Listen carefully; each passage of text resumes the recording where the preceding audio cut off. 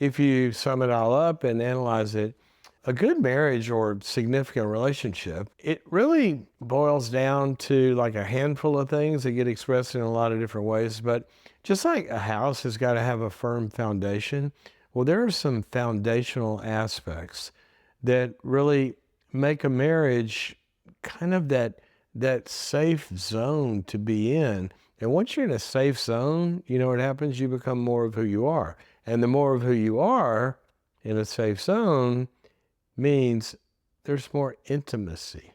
One of my favorite phrases I've heard about intimacy is into me see.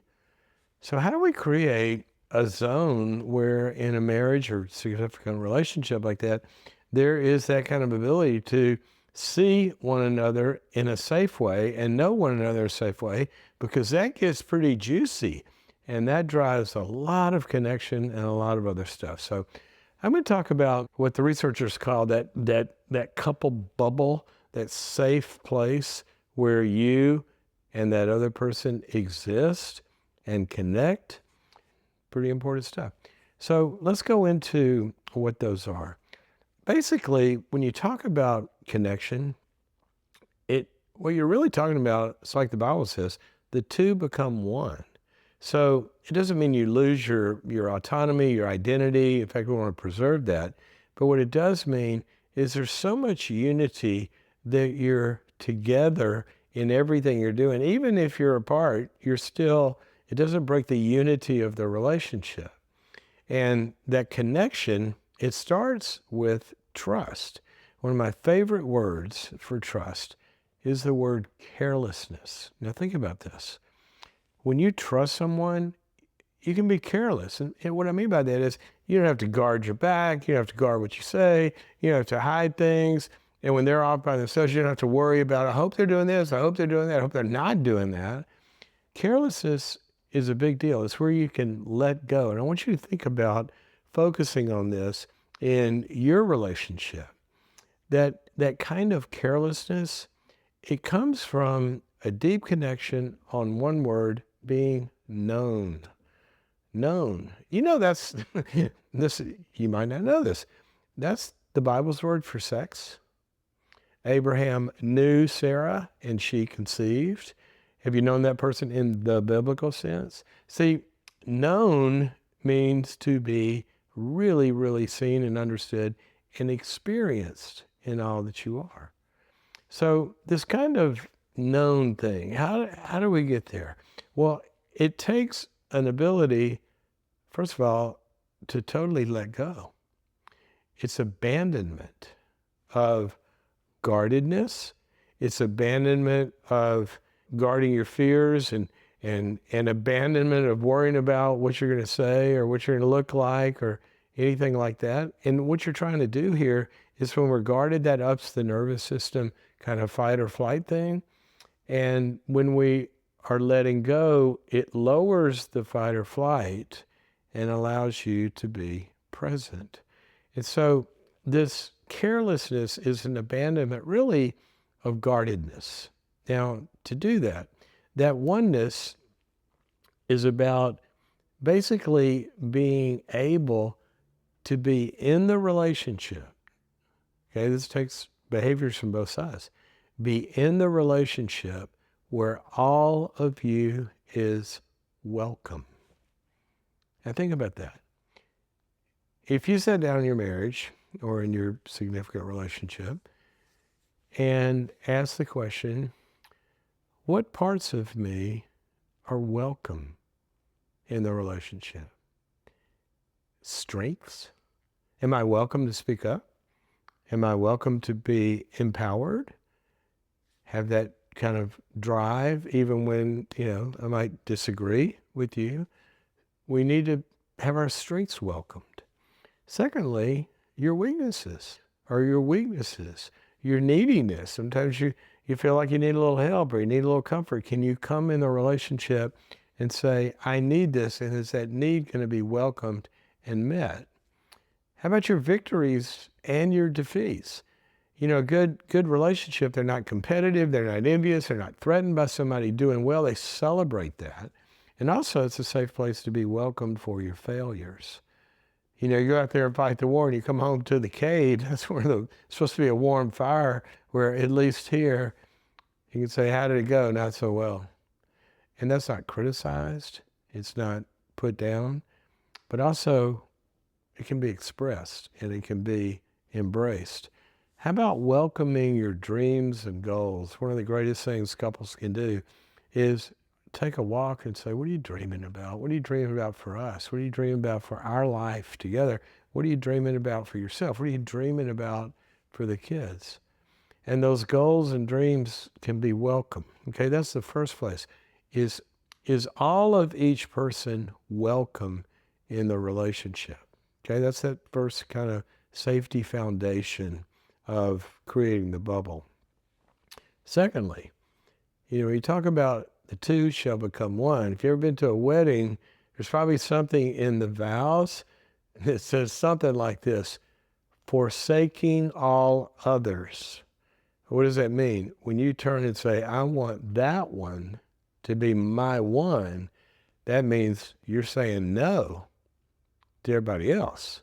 And not only, I should say, people.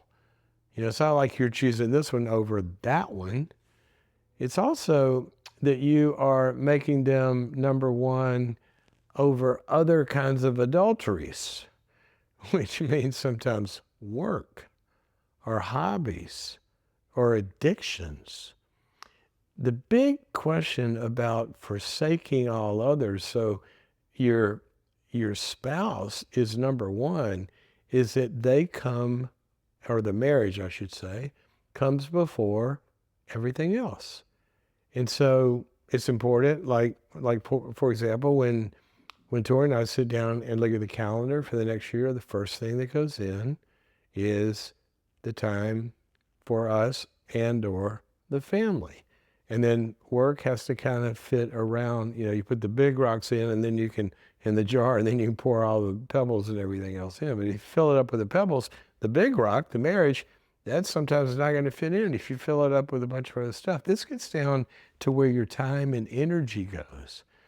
Now, obviously, you got to have time and energy for hobbies and work and all the other stuff that you're going to do. But is that competing for the number one spot in anybody's head? This is a good thing to talk about. Sometimes people have more freedom than they think they do. Sometimes they're exercising a lot of freedom that's felt by the other one is, I'm not number one anymore. Even in the micro expressions of this, like when you go to dinner, does that spouse across the table from you, or if you're in a significant relationship, you're out on date night, do they feel like they're number one? Or is scrolling number one? Or looking around, or whatever it is? We hear this all the time.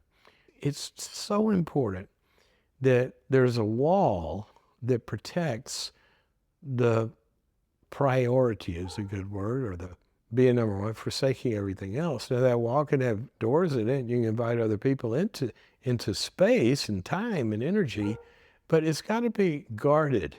How about extended family? How about in-laws? Sometimes, and you got to take this in the right way, sometimes kids. I mean, there are so many marriages that everything was great. You have kids, and the kids kind of become everything, and the marriage isn't protected either. So it's created to be number one. Next one, created to be fully known, as what I said earlier. I was talking about the safety for it in the relationship, but there's another side to that. And that is, you can have a safe space. How many times we hear this from one person or the other? I wish they would talk to me. I wish they would, here's a word, be more vulnerable.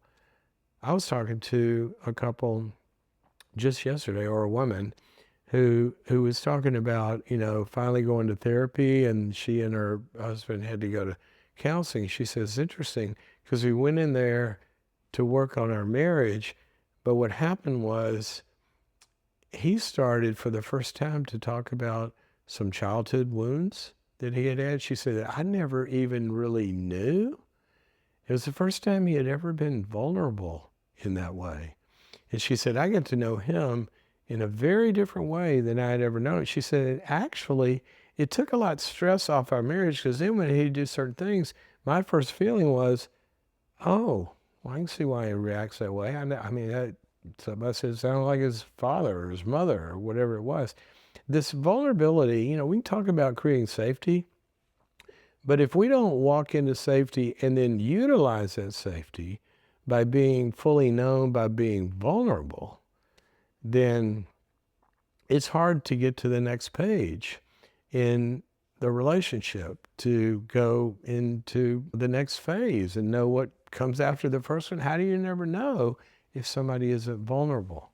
So what's really, really important is that these foundational aspects are just used sort of like anchors, okay? And you could sit down. Now, maybe some of you might have to have some help to even talk about some of this stuff. It's it's like, the vulnerability can't exist because there's too many defenses and all that. If you need a safer place to do it, then I'd suggest you go get that. But it can happen by just naming these. Sit down with your spouse, or if you're in a significant relationship, sit down and just go over these things. And just go back and look at them and say, how safe are we? Are we making our relationship the highest priority?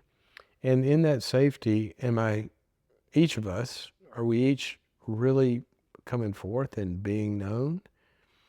If we just start there and you have that kind of a foundation, then we can work on a lot of different problems. Why? Because you're for each other, you're supporting each other, you're saying the relationship's more important than any problem we have. Those are pretty good foundations to make a marriage or a significant dating relationship, if that's headed towards marriage or whatever, significant has got to have these foundations.